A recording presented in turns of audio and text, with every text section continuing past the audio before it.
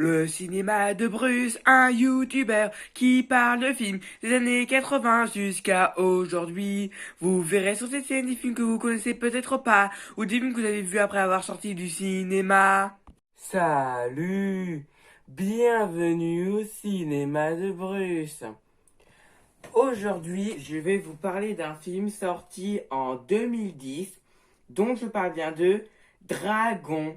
Le film commence par Harold, un perso principal du film, qui parle en voix off. Donc il nous raconte qu'il vit donc à Burke, c'est là où il vit.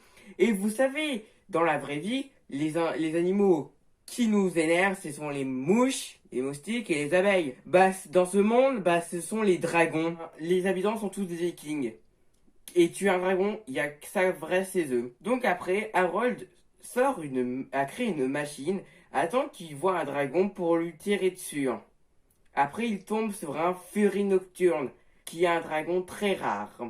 Donc après, il tire sur ce Fury Nocturne, et il a bien visé, et le dragon est tombé. Ensuite, un dragon rouge, il détruit la machine de Harold, il le poursuit, et après, le chef des Vikings, qui est aussi le père d'Harold, réussit à battre le dragon rouge, et la ville est un petit peu détruite. Harold dit à son père qu'il a tiré sur un Fury Nocturne, mais il le croit, mais son père le croit pas. Et il demande qu'il aille dans sa chambre. Ensuite, son père fait une réunion avec tous les Vikings pour décider de faire prendre une décision. Il décide de aller trouver le nid dragon, le détruire pour qu'il trouve un nouveau territoire. Et il demande s'il y a des volontaires et il y a personne. Et après Stoic, donc c'est comme ça qu'il s'appelle, il demande ceux qui sont pas volontaires veilleront sur Harold et tout le monde lève la main. Et après, le lendemain, Harold, il sort de sa maison et il cherche le Fury Nocturne. Il le voit, tout attaché. Il sort son couteau, il veut le tuer et donner son cœur à son père. Sauf que il n'a pas le courage, il le détache.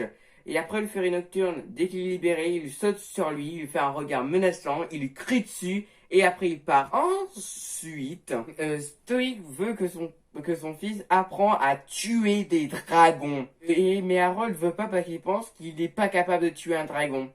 Et son père pense le contraire, et qu'il va apprendre maintenant à être un vrai viking.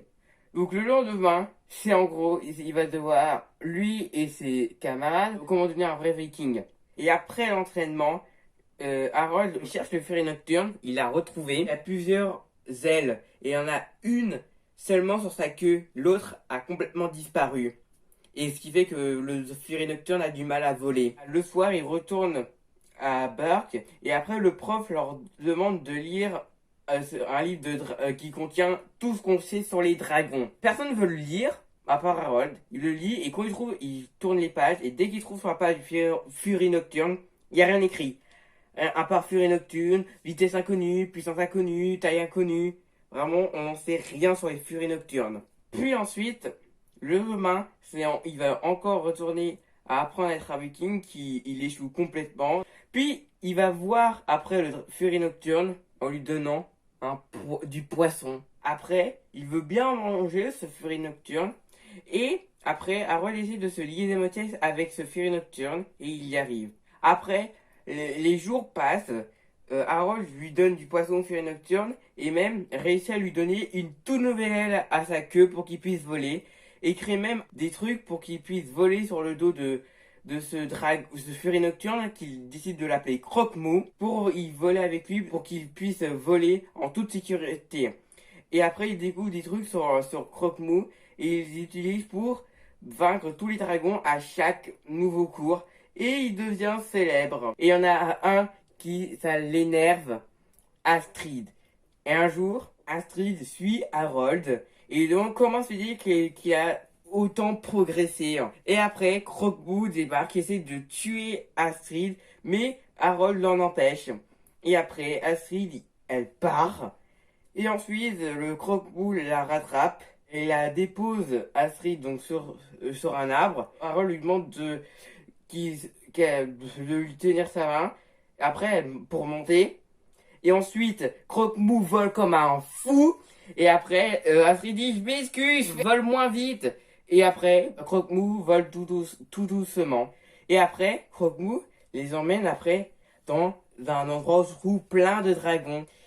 Puis ces dragons lâchent de la nourriture à un dragon gigantesque qui a repéré Croque-Mou, essaie de le manger mais il n'y arrive pas. Et il retourne à Burke. Et après il veut prévenir le père d'Harold que oui j'avais pas visité mais il est déjà rentré à Burke, lui et les autres. Pour le prévenir qu'ils ont trouvé le nid. Mais Harold ne veut pas, sinon ils vont savoir que Croque-Mou existe. Et il veut pas donc qu'il en fasse du mal.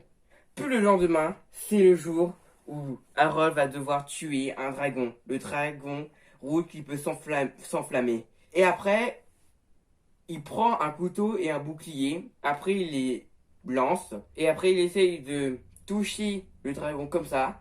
Mais après, Stoïque, son père, il dit le combat s'arrête. Et ça énerve le dragon rouge qui après essaie de bouffer Harold.